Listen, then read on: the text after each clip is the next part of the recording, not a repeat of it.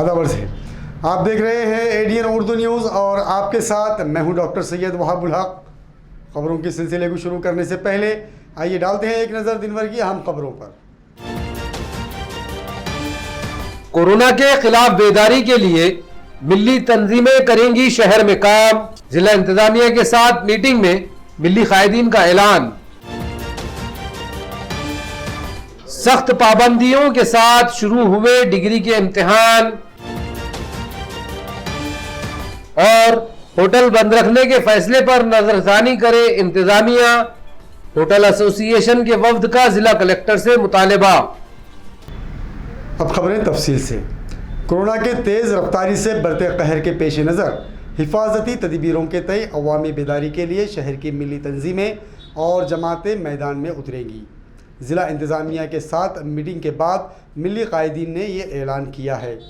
शहर में कोरोना की रोज बरोज संगीन होती सूरत हाल के पेश नज़र अवामी बेदारी की कोशिशें बढ़ती जा रही हैं। जिला इंतजामिया ने आज शहर की मिली व सियासी जमातों के जिम्मेदारान के साथ एक मीटिंग की, जिसमें कोरोना के बढ़ते असरात के पेश नज़र शहरियान में बेदारी पैदा करने और टीका अंदाजी के लिए शहरियान को तरगीब दिलाने पर तबादला ख्याल किया गया। मुस्लिम कायदीन व जिम्मेदारों ने जिला कलेक्टर को अपने पूरे ताउन का यकीन दिलाया और कहा कि तमाम मिली तंजीमें और इनके कारकुनान हर मोहल्ला और गली की सतह पर उतरकर अवामी बेदारी की मुहिम चलाएंगे। साथ ही शहर की मसाजिद से एहतियाती तदाबीर से मुताल्लिक ऐलानात किए जाएंगे। मीटिंग में जिला collector Sunil Chauhan, police commissioner doctor Nikhil Gupta, Hafiz Iqbal Ansari, Hafiz Azeem, Abdul Rauf उर्फ खलील खान, वाजिद खादरी वगैरह मौजूद थे। शहर में कोविड-19 की रिव्यू में जिलाधिकारी ने मीटिंग बुलाई थी, जिसमें ये आह्वान किया गया कि समाज को कैसे अपन इस बीमारी से नजात दिला सकते,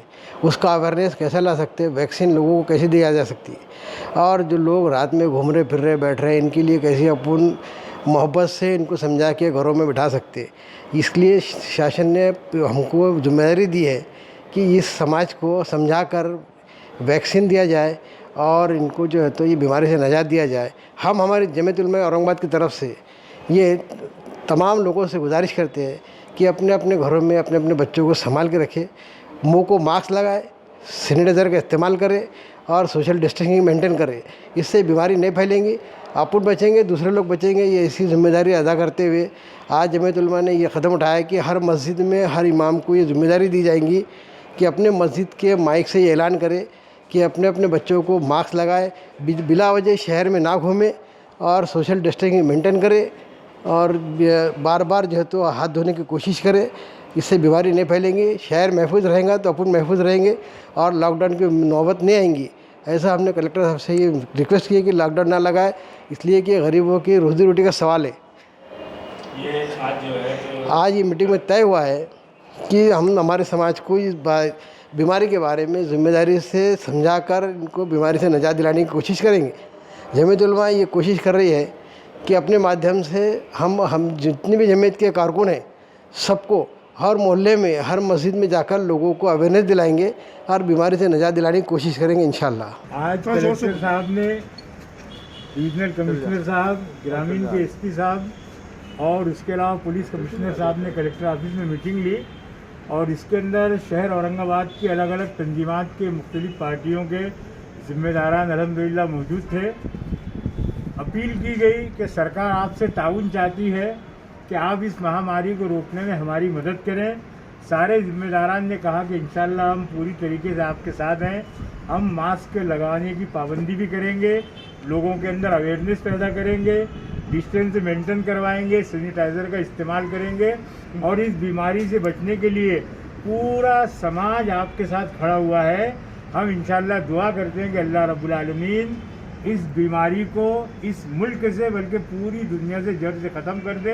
इस तरीके का आश्वासन हम लोगों ने उनको दिया। उनसे कहा गया तो हमने ये कहा कि मसाजिद से 2 से 3 मरतबा लाउड स्पीकर में इस बात का ऐलान करें कि लोग मास्क की पाबंदी करें, सैनिटाइज़र का इस्तेमाल करें, डिस्टेंस मेंटेन करें और ख़ास तौर से हमारे नौजवान गली कूचों में ना रहें, ज़्यादा रात तक ना घूमें।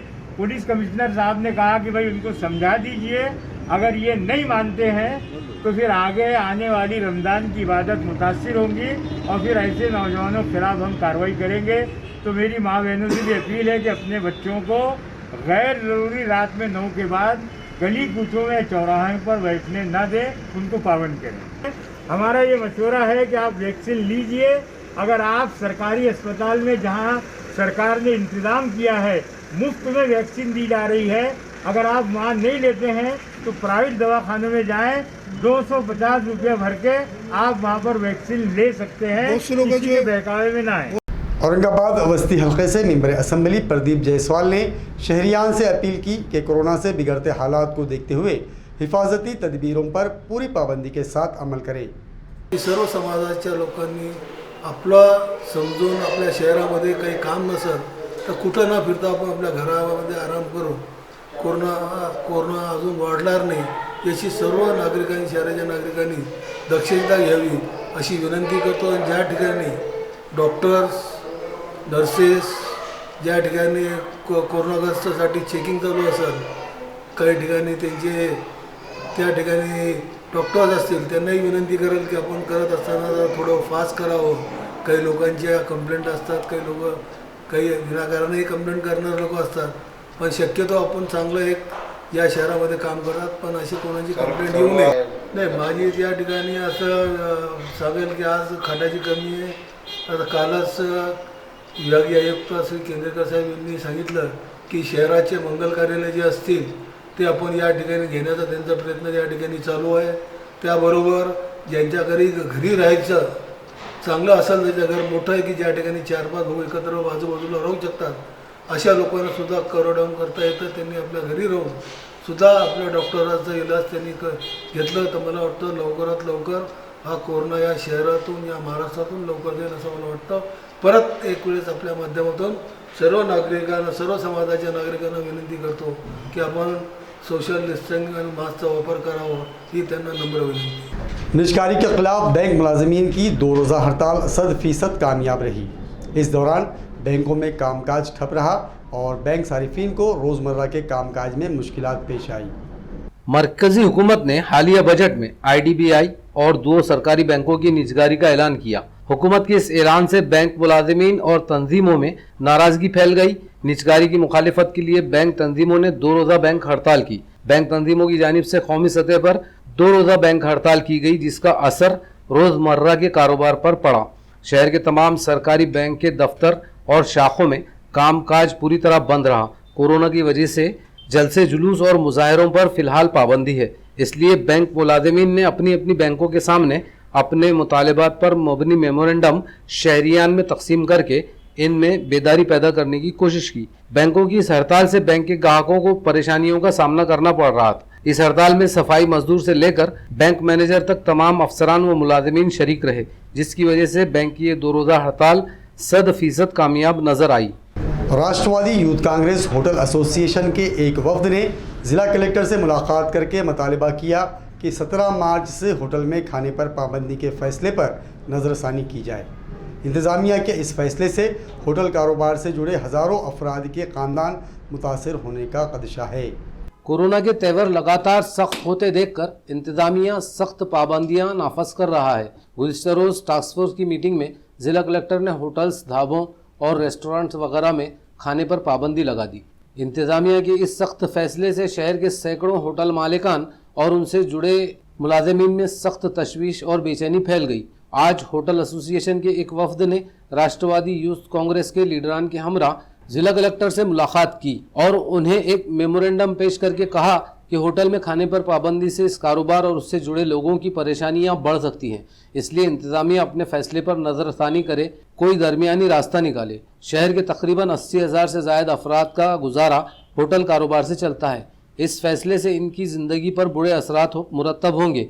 ज़िला कलेक्टर ने वफ्द को यकीन दिलाया कि वो इस मामले में गौर करेंगे। हमारा बोलना यह है कि आपने 17 तारीख से जो होटल पूरे बंद, होटल्स और वो ढाबे ये 100% बंद करके और सिर्फ यहाँ पे पार्सल की सुविधा रहेंगी, ऐसा जो निर्णय लिया है, इस निर्णय में बदल करके होटल और ढाबों को चालू रखने का हमने निवेदन आज जिलाधिकारी साहब से किया है।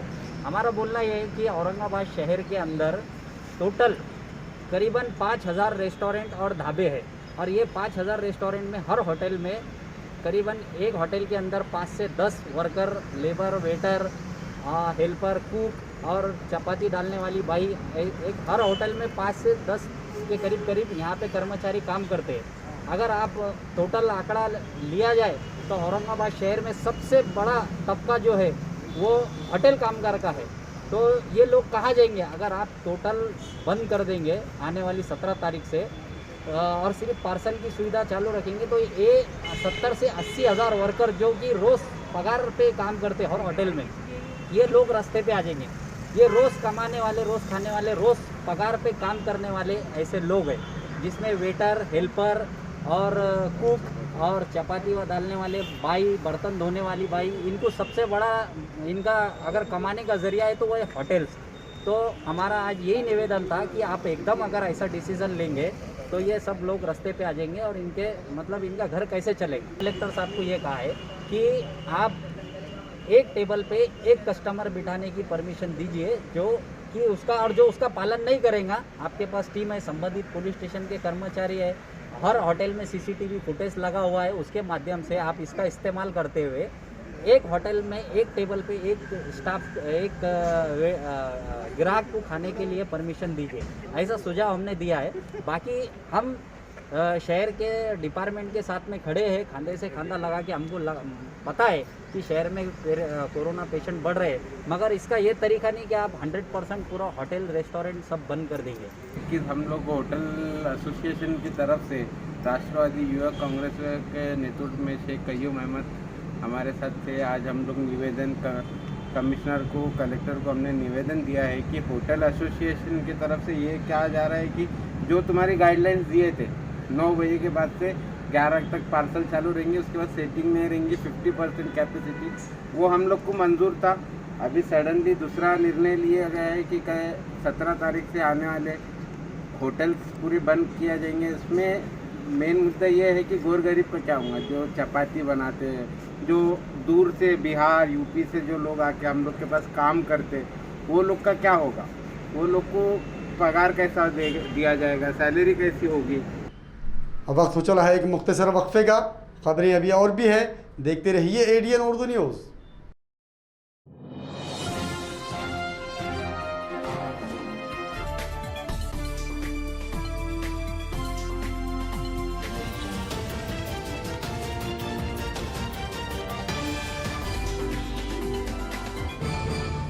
सार्वजनिक सूचना। छावनी के सभी नागरिकों को सूचित किया जाता है कि अपना मालमत्ता कर, पानी शुल्क और अन्य बकाया राशि कार्यालय में जल्द से जल्द जमा कराए। कर वसूली का कार्य दिनांक 1 मार्च 2021 से दिनांक 31 मार्च 2021 तक छावनी परिषद के कर्मचारियों के द्वारा किया जाएगा। अगर कोई मालमत्ता धारक दिनांक 31 मार्च 2021 तक बकाया राशि भरने में असफल पाया जाता है तो बकाया राशि की वसूली हेतु छावनी अधिनियम 2006 की धारा 100 पहली अनुसूची के अनुसार कार्रवाई की जाएगी और छावनी क्षेत्र के सभी दुकानधारकों को सूचित किया जाता है कि वर्ष 2021-22 के लिए ट्रेड लाइसेंस निकालने हेतु छावनी परिषद के ई-छावनी पोर्टल पर ऑनलाइन ट्रेड लाइसेंस आवेदन फॉर्म भरे और छावनी परिषद को सहकार्य करे। विक्रांत मोरे, मुख्य अधिशासी अधिकारी, औरंगाबाद, छावनी परिषद।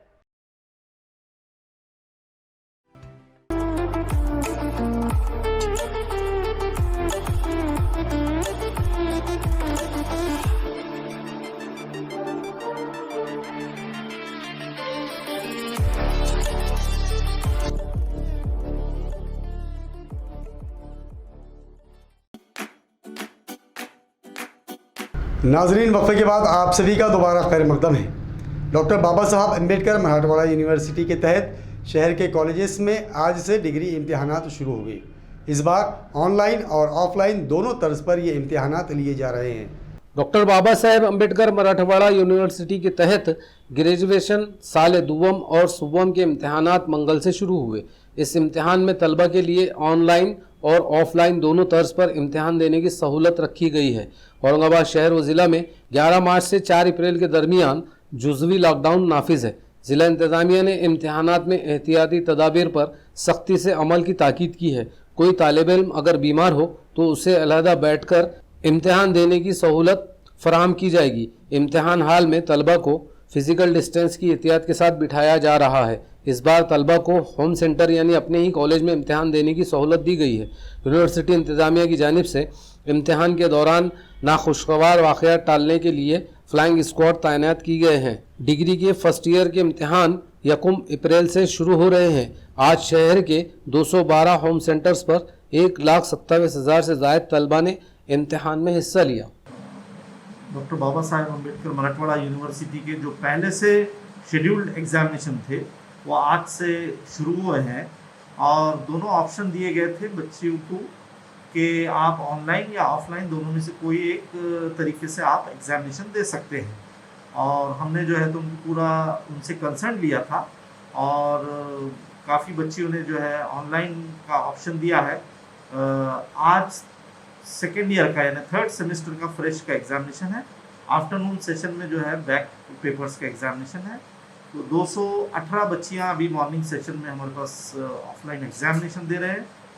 ये बच्चियां जो है तो हमने उनका काफ़ी मोरल बूस्ट किया है और बाकी कोविड नॉर्म्स के हिसाब से हमने मास्क और सैनिटाइज़र, सोशल डिस्टेंसिंग, ये तीनों एस्पेक्ट पे हम बहुत ज़्यादा ध्यान दिए हैं। और सेंटर शुरू होने से पहले हमने 3 दिन मुसलसल पूरा हर हॉल हमने सैनिटाइज करके निकाला है और पूरा सराउंडिंग एरिया भी हमने सैनिटाइज करके निकाला है। बच्चों का मोरल अच्छा हाई है, बहुत खुश है वो, और वो सब अभी परीक्षा के लिए आए हैं। और लेट अस होप, और बड़ा क्वेश्चन पेपर भी बहुत अच्छा है, यानी उसी में क्वेश्चन पेपर और आंसर पेपर देना है। और ऐसे एक्सपेक्टेशन है कि रिजल्ट्स भी बहुत फास्ट आ जाएंगे इससे। और सारे नॉर्म्स फॉलो करते हुए आज से डॉक्टर बाबा साहेब अम्बेडकर मराठवाड़ा यूनिवर्सिटी के एग्जाम। छावनी की हुदूद में कारोबार करने वाले दुकानदारों से कंटोनमेंट बोर्ड ने अपील जारी की कि वो अपनी दुकानों के ट्रेड लाइसेंस की तजदीद करवा ले। बोर्ड ने कहा कि किराए की दुकानों में कारोबार चलाने वाले दुकानदार भी ट्रेड लाइसेंस के लिए दरख्वास्त दे सकते हैं। रेंट पे भी जो लोग हैं तो घर मालिक कोई किसी दूसरे के नाम पे घर किसी दूसरे के नाम पे या फिर उनके फादर के नाम पे, और वहाँ पे जो धंधा कर रहा है, कोई व्यवसाय कर रहा है, वो किसी और को दिया हो, पर उनके पास में अभी फ़िलहाल बहुत सारे ऐसे शॉप्स हैं जिनके पास में रेंट एग्रीमेंट नहीं है, जो ऐसे ही चला रहे हैं, उनका ऑफिस में कोई भी रिकॉर्ड नहीं है। तो वो लोग अपने घर मालिक के साथ में या फिर ऑक्यूपेंट के साथ में जो भी है उनके साथ में रेंट एग्रीमेंट बना के 100 के बॉन्ड पे वो प्रॉपर्टी का डिस्क्रिप्शन डाल देना है। आपके जो ये है क्या बोलते हैं उसको व्यवसाय, वो व्यवसाय की डिटेल डाल दो और उसके साथ में लाइट बिल की ज़ेरॉक्स, टैक्स की रिसिप्ट डाल दो और बाकी के जो भी पासपोर्ट फ़ोटोज़ वगैरह है तुम्हारे शॉप का, वो डॉक्यूमेंट्स आप लगा सकते हो। तो वो हिसाब एक मतलब जो रेंट पे रहते हैं उनके लिए भी ये बेनिफिशियल है। आप रेंट एग्रीमेंट बना लो, उसके बाद में फिर अप्लाई कर दो। रेंट एग्रीमेंट के लिए कोई ज़्यादा दिक्कत आती नहीं है, आप बाहर से एफिडेविट बना के ले सकते हो, उसके बाद में फिर आप अप्लाई कर दो। तो वो भी एक सुविधा आपके लिए बेनिफिशियल है। कुल हिंद उर्दू असातिज़ा तंजीम की कामयाब मसाई से महकमा तालीम नासिक डिवीज़न के डिप्टी डायरेक्टर ने टीईटी इम्तिहान पास न करने वाले अक़लियती इदारों के टीचर्स को तनख्वाहें अदा करने का हुक्म जारी किया है। कुछ दिन पहले डिप्टी डायरेक्टर ने टीचर्स की तनख्वाहें रोकने का हुक्म दिया था। आरटीई कानून के तहत टीचर्स के लिए टीईटी इम्तिहान पास करना लाजमी करार दिया गया था। ताहम अक़लियती तालीमी इदारों ने हुकूमत के इस फैसले की मुखालिफत करते हुए सुप्रीम कोर्ट में एक पिटीशन दाखिल कर दी, जिस पर अभी कोई फैसला नहीं हुआ। इधर नासिक डिवीज़न महकमा तालीम ने हुकूमत के इस फैसले की आड़ लेकर अक़लियती इदारों के टीचर्स की तनख्वाहें रोक दी। कुल हिंद उर्दू असातिज़ा तंजीम के सदर इल्हाजुद्दीन फारूकी ने deputy director of education Nashik को एक मकतूब भेजकर इन टीचरों की तनख्वाहें अदा करने का मुतालबा किया था, जिस पर नासिक के डिप्टी डायरेक्टर ऑफ एजुकेशन ने महकमा तालीम के अफसरान को ये हिदायत जारी की कि अक़लियती तालीमी इदारों में काम करने वाले टीचर्स जो टीईटी इम्तिहान पास नहीं हैं, इनकी तनख्वाहें ना रोकी जाएँ। 13 तारीख को डिप्टी डायरेक्टर नासिक के उपासनी साहब ने एक लेटर निकाला था कि जो भी नासिक विभाग के टीचर है, नासिक विभाग में धुलिया, नंदुरबार, जलगांव और नासिक 4 ज़िले आते हैं। कि चारों ज़िले के जो भी माइनॉरिटी इंस्टीट्यूट में काम करने वाले टीचर है, जो टीईटी पात्र नहीं है, टीईटी के एग्ज़ाम पात्र नहीं है, ऐसे लोगों का पेमेंट न लिया जाए। इसके ऊपर हमने ऑब्जेक्शन लिया, क्योंकि 2013 से टीईटी लागू हुआ, लेकिन माइनॉरिटी को नहीं हुआ था। माइनॉरिटी के ताल्लुक से उसका जीआर कब निकला, लोगों ने उसके ऊपर कोर्ट में केस डाले कि माइनॉरिटी को भी टीईटी लागू करना चाहिए। तो उसके लिए 12/12/2017 में माइनॉरिटी को भी टीईटी लागू की जाए, ऐसा हाई कोर्ट ने आदेश दिया। उस आदेश के बिना पर गवर्नमेंट ने एक जीआर निकाली, वो 24 अगस्त 2018 को, कि 2018 से आज के बाद से माइनॉरिटी को भी टीईटी लागू है। उसको हमने ऑब्जेक्शन लिया और उपासनी साहब को हमने 8 मार्च को एक ईमेल किया ऑफिस पर, डिप्टी डायरेक्टर नासिक, और उनको ये बात बताई कि इसके ताल्लुक से हमारी सुप्रीम कोर्ट में एक SLC दाखिल है, जो 2018 में इस जजमेंट के ख़िलाफ़ दाखिल की गई थी कि माइनॉरिटी को RT लागू नहीं है, इसलिए TAT भी लागू नहीं है। उन्होंने कल 15 तारीख को उसके ताल्लुक से डिप्टी डायरेक्टर ने लेटर निकाले कि माइनॉरिटी को ये उनका पेमेंट ना रोका जाए जब तक ये सुप्रीम कोर्ट का फैसला ना आ जाए। खुल्दाबाद बल्दिया की लापरवाही से शहरियान आलूदा पानी पीने पर मजबूर हैं, जिसकी वजह से शहरियान की सेहत को खतरा लाहक है। बल्दिया की संगीन लापरवाही से शहरियान में नाराज़गी बढ़ती जा रही है।